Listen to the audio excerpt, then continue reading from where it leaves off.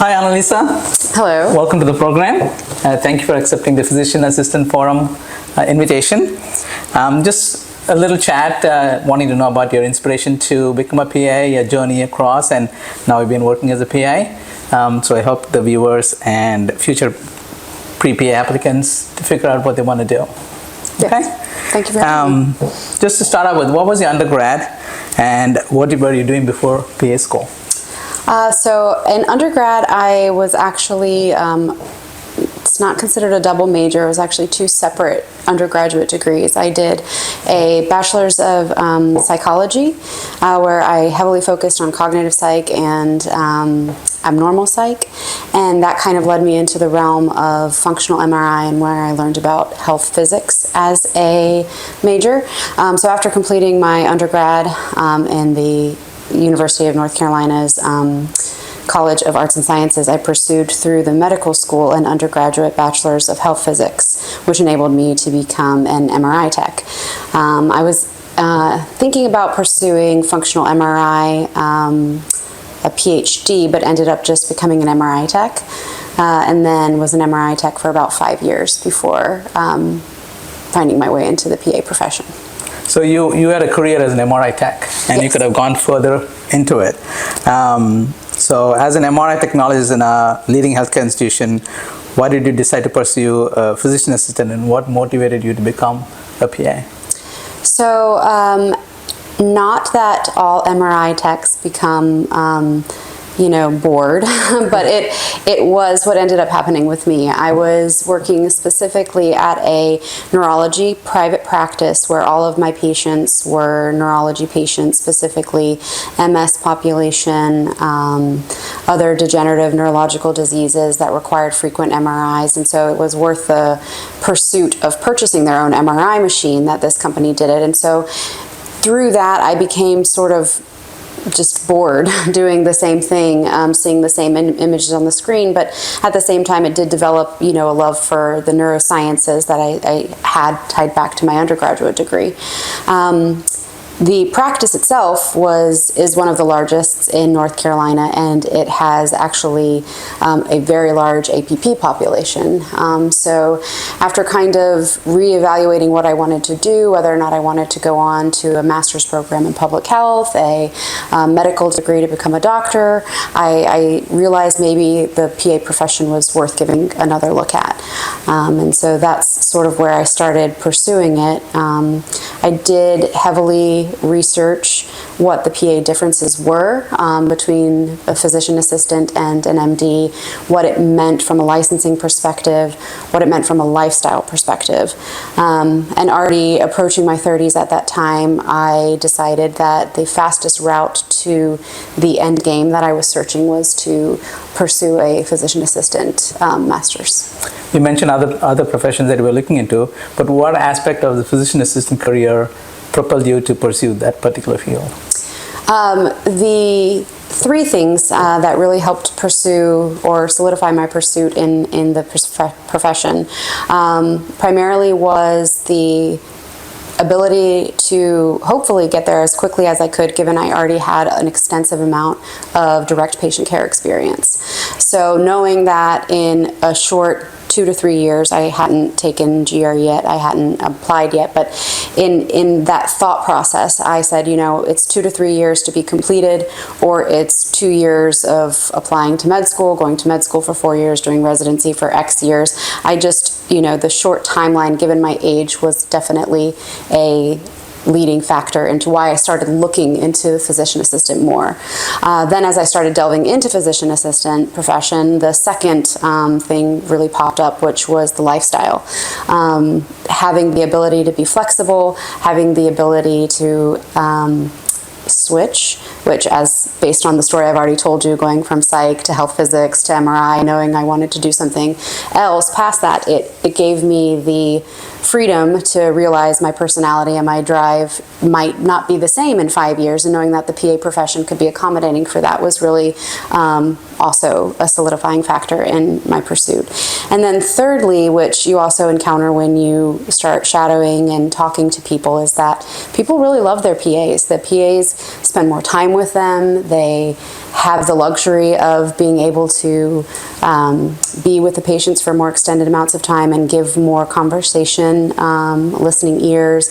Not that doctors don't, but you will often hear rewarding experiences by patients about how much time and compassion the PAs had with them. Okay. How many programs did you apply to, and how many programs invited you for an interview? So, like I said, I don't want to say I decided on a whim, but I knew that I was going to be doing this, and the first time I applied, I actually only applied to 2 schools and was lucky enough to get interviews at both and get in. I know that's not a story many people say, but I was starting my process, and so I knew if I didn't get in, I was going to have to cast my net a lot larger or wider, but I just applied to 2. And you got into both of them? I got waitlisted at one and got into the other one. Okay. But how did you decide which program to attend of the 2? So my boyfriend at the time, now husband, was here in North Carolina as well, and we had done a short stint of long distance, and I wasn't really prepared to do that again, so I applied to the 2 that were in the area, which was Duke and Wake Forest. Okay. And which program you eventually ended up? At Duke. At Duke. Okay. So life in PA school, now you're a seasoned career, you had a career before you came to PA school, so there was a mixed bag of new grads, younger students than you. How many PA students were there in your class, and how many came with prior healthcare experience, if you know, and how many came directly from undergrad? Rough ballpark. We were about 90 when we started. We had 2 that did not make it to the second didactic year, the second clinical year. We had 1 who was straight from undergrad, and I believe she was either a CNA or an MA over her summers, and that's how she was able to get essentially 4 summers, full-time positions worth of hours.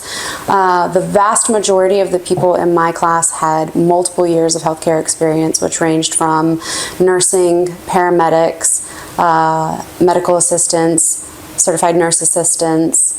We had a couple of social workers. We had clinical laboratory specialists, X-ray techs, CT techs, MRI techs, and I think the average age for my class was my age at the time, which was 28. Oh, okay. It was a more mature class. Mm-hmm. Okay. Talk to me about your experience in PA school. What was your didactic year like, and can you elaborate on a typical PA school day?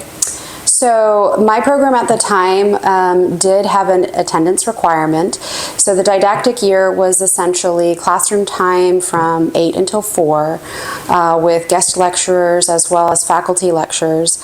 All the information was provided beforehand with reading assignments and PowerPoints because the lectures were intended to be participatory with engagement from all parties. The students and the faculty were expected to, drive conversation. And then we also had a setup which I felt was helpful in that the first maybe 6 to 8 weeks was background medical sciences, and then we delved into a setup where you had a system-based learning. So you would do clinical outlines for cardiovascular diseases at the same time that you were learning diagnostic methods of cardiac diseases, so chest x-rays and echoes, while also learning laboratory assessments and then pharmacotherapy of cardiac diseases and cardiovascular health. So everything was integrated systems-based, and then they were followed up with, on certain days, problem-based learning groups where you would discuss real cases and how they played out and how you would think about that as a patient, working that patient up and getting to their diagnosis and eventual treatment. Didactic year for me, returning to school was actually, I don't want to say it was easy, but I felt like I was finally learning about stuff that I wanted to learn about, and so I was more engaged, and therefore it became easier. I also, unfortunately, while in undergrad, had to work full-time to pay for my living expenses and my tuition, and in PA school, you're not allowed to work. So even though I had to have the financial burden of loans at the time, it was still, I was able to put the effort and energy into doing school, and so school was, for the first time, an easy process for me. Okay. When I applied to PA school, one of the analogy they used was PA's program is like putting a fire hose in your mouth and turning a full blast, right? You mentioned your boyfriend, now your husband. You had a boyfriend, you had a social life, you were working before, so didn't have any like homework and stuff like that. So how did you adjust? How was your school day like, and what was your didactic year? You mentioned it was easier, but how did you manage all the multifaceted parts of your student life? So, we're talking well over a decade ago. Social media was around, but it wasn't as, popular, booming. So you still emailed, you still messaged, you had less distractions, I think. So therefore school and focusing was easier. I think if I had to do it now with the distractions, it would be a lot harder. But I think the social media would have made it easier to stay connected to some of my friends. I'm not going to lie, PA school, social relationships did suffer, and the people who I once were close with prior to enrolling, very few am I actually still close with now. But there are PA students who are also going through the same things as me and that same experience, and were as engulfed in it as I was, and now it developed lifelong friendships in that regard. So yeah, social life was hard to balance. Fitness was a little bit easier to balance because I had more time, and because I was biking to and from the program, and so there was some trade-offs that I had to make to keep life balanced, for sure. You talked about direct year. Your clinical rotations, were they all within the area, or you had to travel further away for your rotations? I was actually given an award for being the most flexible because my schedule changed every time, I think. I traveled as far as Flint, Michigan for my surgical rotation, to the rural beaches of North Carolina for my family care, and then I had several rotations here in Durham as well as in the Raleigh and Triangle area. Housing was provided for the ones that were far, which was good for my program. Most programs should provide that. I think that when you're looking for a program, that is a very good thing to look for. Make sure that the program's rotations are established for you, that you're not having to come up with the housing income for places that you're forced or required to go out to see. But I had an overall very good rotational experience, even with the short notice changes. Did you have to come back? When you said you went all the way to like Flint, Michigan and rural beach of North Carolina doing a direct clinical year, did you have to come back to your program in between, or you were there till the end of the rotations? I was there till the end of the rotation, and the end of rotation exam was the only time I had to come back for it. Okay. What was the elective rotation, and why did you pick that? So at my institution, we were allowed to rank 3 elective rotations.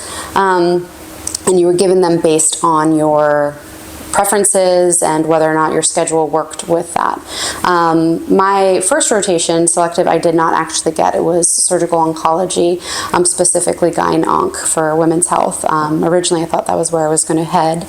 And then my second rotation was neurosurgery, and I had chosen that one based on a guest lecturer who was very impressive in his resume and in his presentation of lectures. And then my third selection, which was the second elective I actually got, was cardiology, and that is because at the time, I don't know what PANCE numbers are now, but at the time 37 or 36% of the PANCE was designated to cardiac topics, and I wanted to make sure I had extra exposure to that prior to taking the PANCE. PANCE, for people who are not aware of it, is the National Certificate Exam for PAs. Yes. That we take. Okay.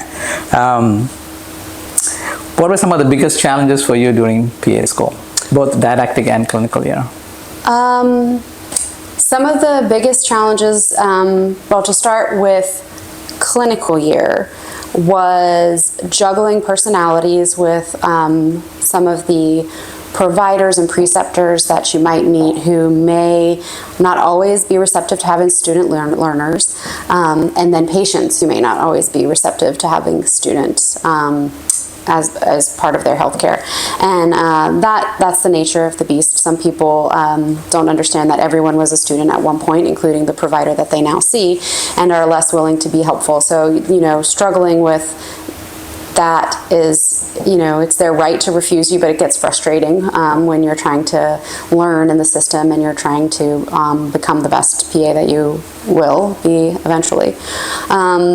Other struggles for clinical year was balancing sleep. Some of the rotations for PA school are very vigorous. They are supposedly held to hours, but some of my rotations I did 24-hour shifts on. I was in the OR for 8 to 10 hours, you know, retracting, participating, first assisting, waiting to close, balancing the means of nutrition during that time too. So definitely there was a lot of sleep fatigue, or excuse me, sleep deprivation, fatigue, terrible diets in some rotations. And then some rotations you had to balance boredom. You found very quickly what you didn't like, what you didn't want to do, which was helpful, but you still had to be professional and make it through the rotation. Okay. Do you want me to talk about difficulties of didactic year? Yeah. Sorry, difficulties of didactic year is actually very similar. You discover topics that you don't really want to learn about, but you know it's going to be on the exam, and making sure that you know, study the stuff that is not as interesting because it's going to be there and you need to learn it. Okay. When did you graduate, and what did you do to get your license to practice as a PA? I graduated in August of 2012, and I also took my PANCE in August of 2012. So the first thing you have to do after you graduate is sign up for your PANCE. And then once you take your PANCE, depending on the state that you are licensing in, you can take your new certificate number and apply for licensure and for DEA license. Once I had my North Carolina Medical Board license and my DEA license and my... And DEA is your license to prescribe narcotics? Correct. Okay. In North Carolina, you can prescribe all of the same narcotics as any other provider. So our license is a full non-restricted license. I don't know what the other states are, but it is worth investigating when you are applying. The next process was making sure that you filled out your credentialing CBO for the organization that you're going to be working for. It requires background check, it requires reference checks, it requires submission to your program or institution of learning, and then all the documentation from the medical board. Okay. How important were internships or clinical rotations in shaping your career as a PA? Were there any specific experiences or mentors during your education that significantly influenced your career choice? In short, was it a conscious career choice, or did you take the first available job? You might want to start answering the question by first saying, where are you working and what specialty? I work as an inpatient neurosurgery provider. So the initial assignment from my elective to come into the hospital was life-changing, really. I had a background in neuroscience with the 5 years as an MRI tech, specifically in neurology. So I already had good solid base knowledge, but I didn't really know that surgery or proceduralist, hospitalist medicine was something that I wanted to pursue. But when I was entrenched in the rotation, it was very obvious that I would be satisfied in that position. And I was very fortunate that during that time they had an opening, 2 openings, and so I was actually hired or offered the position while I was rotating through the clerkship or the rotation. And then I would say that the people that I worked with and still work with, because I still work there, are very influential in making the decision that I made. So you have come a full circle from a pre-PA to a PA student to PA, certified PA. Talk about the transition of each phase. So from a PA student to a newly graduated PA, you know, we talked about how some people say like didactic year is, you know, standing in front of a fire hydrant. Well, I would say new grad is even more than that. Everything is coming at you all at once. You have the solid base knowledge, but integrating it and actually playing it out in real life suddenly is very scary, because not only are patients super sick, but you are actually the person responsible for making the right decision in the right moment. That's not to say that there aren't providers who are around you to help you. You always should have a job, or when you are looking for a job, you should make sure that the attending is available at all times. And my situation, they are, but you still are front line, and there's not time for them to be available, or to call them at every second of every minute of every event. So I think that it was very hard in the beginning, and then it wasn't until I was maybe 3 years in that it was natural. It was like breathing. It was like, oh, I get a phone call from a nurse, this is happening. And it's like, okay, do X, Y, Z. I'll be there in this amount of time. And triaging decision making and knowing, what is urgent, what is emergent, what is something that can be put on the back burner is something that sort of just fell into place right around the 3-year mark.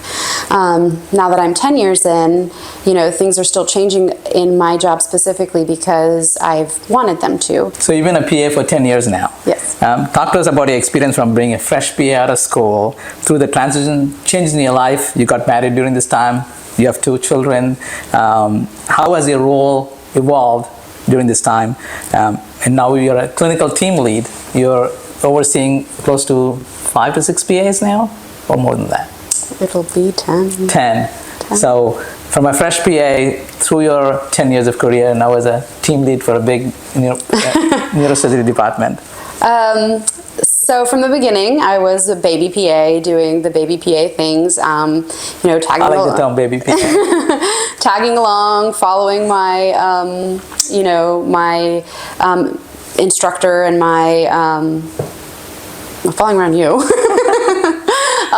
To getting to where I was then, independent and functioning on my own. And then, somewhere along the 5-year mark, I actually became one of the go-tos, where people would come to me for questions, and residents and interns would seek counsel and guidance and decision-making from me. And then I decided to take on some admin roles and help facilitate the education of the residents and interns. Meanwhile, in the background, I did get married, and my husband and I decided to have 2 kids who are now 8 and 7.5 and 4. And so juggling the life balances was initially difficult, and just like everything else, you get into a groove and you find the right people for help. You utilize your support systems, and I think as a professional woman who has a very loving and supportive husband, I've been lucky that it hasn't really changed much of my day-to-day stuff. And then now that I am a team lead, that was also, highly supported by my husband, who knew that there's only so much that, I personally, as I've mentioned before, could do staying in one place. Like I'm someone who needs to do a little more to keep my experiences growing, to keep myself challenged. Okay. So along those terms, how do you manage work-life balance, especially in a demanding healthcare environment with 2 kids and moving up in a career as well? I think it's very important to leave work at work, to make sure that when you go home, you surround yourself with the people you love and doing the things that you love to do. For me, it's cooking and baking, and also exercising. That's sort of my anxiolytic remedy, is to eat, drink, and be merry. What skills or qualities do you think are essential for a successful PA? I think you have to be true to yourself. You have to have integrity, and you have to acknowledge your strengths as well as your weaknesses. I think you need to ask for help when you need help. I think knowing where you want to be at what time frame is important. To be a successful PA, I think it's good to elaborate on that, it's good to have a goal and to check in with yourself on that goal. A job is a job, but I think a PA as a career is something that you need to really motivate yourself and your daily life around if you want to be successful. You did talk about flexibility as one of the hallmarks that attracted you to the profession, but you haven't changed any specialty. You've been in neurosurgery for the past 10 years, so you can speak to the word career rather than just a job. Yes, I can. But to hold true to the flexibility, I don't know very many other professions that would allow you to, take PRN roles. I did work briefly in urgent care at Student Health just to practice my pants stuff that I was This missing was out while on. you were working as a PA in neurosurgery? Yes. Okay. So I picked up extra shifts to expand and remind myself of some of the things I wasn't practicing in my inpatient neurosurgery role. Okay. So you've been a PA for 10 years now. How has your perception for the PA role changed since you started to now? And what do you foresee happening in the future? So interestingly, it is almost exactly how I perceived it would be. Now, when I shadowed, I didn't shadow inpatient providers. I did mostly clinic providers, so I can't speak to the outpatient clinic and specifically PAs, what it means for billing and what it means for reimbursement and staffing. But from the inpatient perspective, once I started my clinical rotations and saw what that meant, it's exactly as I thought it would be. How it could evolve and change, I do think that in the coming years, to fill the void of specifically medical providers, doctors who are going into the less desirable roles of hospitalist medicine and primary care medicine, I think you'll find more and more PAs filling those roles, and it would be it's a huge disservice of our profession to not fill the roles, because we have the capability, we have the autonomy, and we definitely have the skill set to do it. And it's obvious that that's where the shortages of providers are going to be, and where the people will need the most help. Okay. So the next question is going to be the same question, but I want you to give me 3 different answers. If that makes sense. First is, what advice would you give to others who are applying to apply to PA school, who are either fresh graduates, that's one part, or somebody who's like you, who had a job in healthcare or any other field, so they're coming as somebody who's had some work experience. And the third part would be how to be a successful PA. Okay, so for the first one, a new grad who wants to apply to PA school, I would actually probably second guess applying right now. I would make sure that you are super qualified, because the application rates are so high because the profession is so appealing, that if your application is not as robust as it could be, take a year to get it there. Take time to do the clinical hours, take time to do the shadowing, take time to take whatever requisites you might be missing or fluff any GPA that you could. If you have like a C in a class, that you could maybe go back and get an A and do it, because being on the other end of it, I see how many people I'm coming through who are students who are, I've precepted, who tell me that it took them 3 times to apply, and hearing all the wasted time and energy when they could have just taken the extra time to buff up their education and their experience before applying. I think that's worth considering. If you're a stellar applicant and you think you could do it, go for it. The profession is there, it's waiting for you. For a already successful professional in a healthcare role who has any other career. Role. Yeah. Well, if you're in another career, you're thinking about applying to PA school, there's a lot of stuff you have to do if you don't have clinical hours. I think no real application is going to be, no application at a good school is going to really look at you if you have less than 2,000 hours. A lot of the PA education is based upon the experiences you had before. No one can teach you how to interact with a patient. You have to have done it tens of thousands of times. No one can teach you, how to be a part of the healthcare system. You have to have done it before. It's experience that they're relying on because they don't have the 4 years of medical school and 4 years of residency. They're trying to find people who already have that experience. So if you're coming from another profession, you're going to need to get some experience. And if you are coming from the healthcare profession, it's definitely a great step forward. Okay. I've been a PA for 20 years. You've been a PA for 10 years. And I've seen the growth or the changes in the career, the changes in the type of students that come through, because you precept students as well. Back in the day, and I hate using that phrase, back in the day, but back in the day, it was a very mindful, thoughtful choice of a career. You knew what you're getting into. You've shadowed somebody for quite some time, but now I see some students who are relying on their student counselor at school and say, what is the best career to go into, right? They say, okay, go into PA school, the careers are there, you can easily get a job, it's good pay, and that motivates them. What advice would you give to fresh grads coming out of school, high school, college? How do you want them to think about the PA profession before they actually enter into the PA profession? Rather than just a good paying job and a job stability. I think that you have to understand that it's not Dr. Light. It's not, being able to entrench yourself in the healthcare system as a doctor would without having to do all of the doctor's work. There's a lot more conscious effort in becoming a PA that requires you to fully understand what the profession is, what the differences are, and to be respectful of the process of working with a doctor. I think one of the things that I've seen that counselors get wrong is, oh, well, you're not quite a good candidate for med school, but you want to do something in healthcare, go to PA school. And so then they think of it as a backup, easier path, but it's not. The education is rigorous, the examination is rigorous, and the job is tough.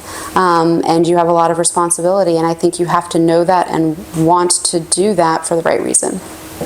Well said.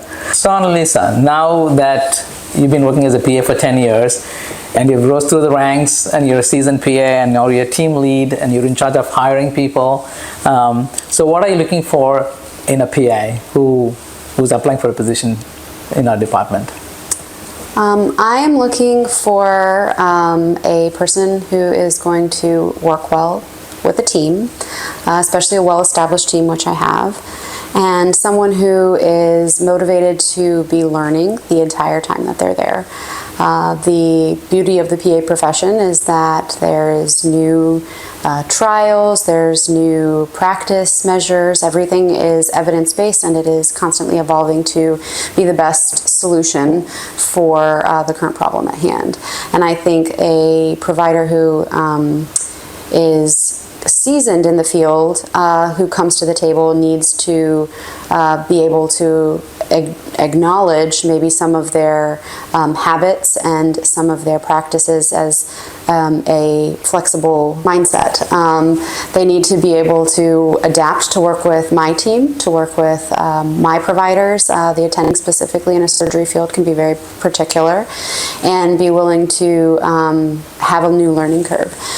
From a new grad perspective, I'm not opposed to hiring new grads. I think that they come with an open mind. They come with unlearned bad habits.